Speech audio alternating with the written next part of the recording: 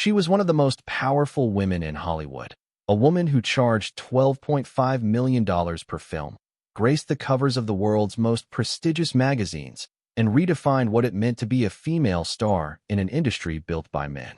But behind that extraordinary public image, Demi Moore was quietly fighting battles that no amount of fame or money could fix. At 62, she has finally told the whole truth about the man who promised her the world, the loss that broke her sobriety, and the long, painful road back to herself. Demi Moore was born on November 11, 1962, in Roswell, New Mexico, and from the very beginning, her life was defined by instability.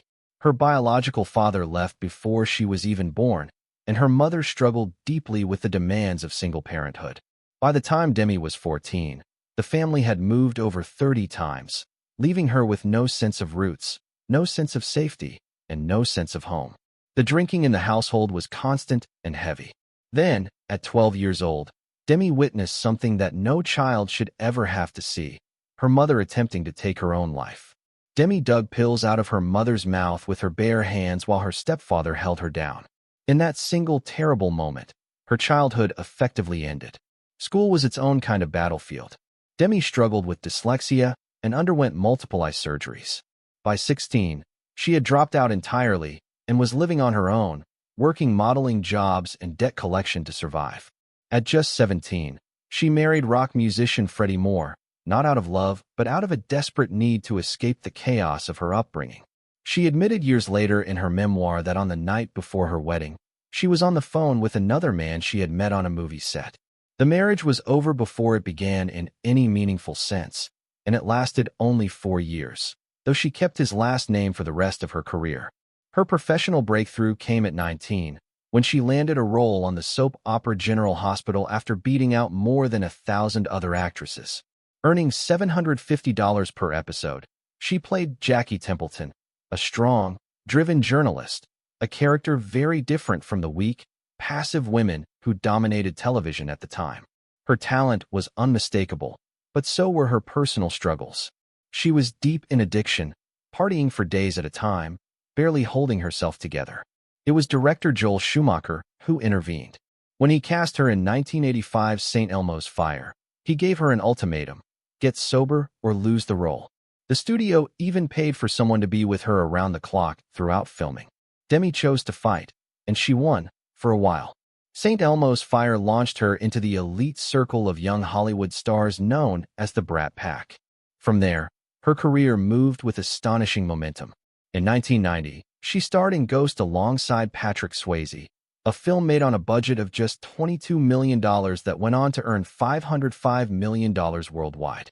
It became the highest-grossing film of 1990 and one of the most beloved movies ever made. The pottery wheel scene set to Unchained Melody became one of cinema's most iconic moments. Her short haircut became a global fashion trend. She received a Golden Globe nomination and a Saturn Award for Best Actress. At one extraordinary point, her film Ghost and her then-husband Bruce Willis's Die Hard 2 were simultaneously the two highest-grossing films in American cinemas, something that hadn't happened for another married Hollywood couple in the 34 years since. Her marriage to Bruce Willis had begun as suddenly as everything else in her life. They met in 1987 at a premiere, fell instantly and intensely into each other, and were married in Las Vegas just 4 months later. They had 3 daughters: Rumor in 1988, Scout in 1991, and Tallulah in 1994. Together, they were one of Hollywood's most magnetic couples, navigating 2 enormous careers while trying to build a real family. But the pressures were immense. Bruce wanted Demi to slow down. Demi had no intention of doing so. After 11 years together, they separated in 1998, but unlike so many Hollywood splits, theirs ended with remarkable dignity. They remained close friends, co-parented their daughters beautifully, and even attended each other's future weddings. It was a rare and genuinely admirable example of love evolving rather than simply ending. During the 1990s, Demi's career reached heights few actresses had ever touched. She commanded $12.5 million for striptease in 1996, making her the highest-paid actress in Hollywood history at that time. The following year, she shaved her head on camera for G.I. Jane, trained to reduce her body fat to just 10%, and performed many of her own stunts. One role celebrated her femininity and sexuality. The other demanded she erase it entirely. Both made men in Hollywood deeply uncomfortable, which, Demi later reflected, probably meant she was doing something right.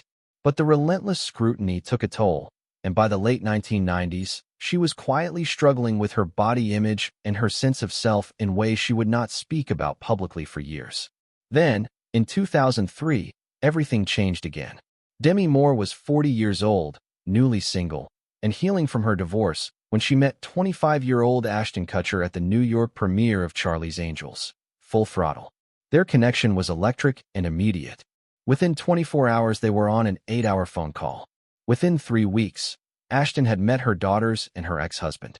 Within 2 months, he had proposed, a midnight picnic on a Santa Barbara beach, rose petals spelling out, "Marry me," and a 5-carat diamond worth $250,000.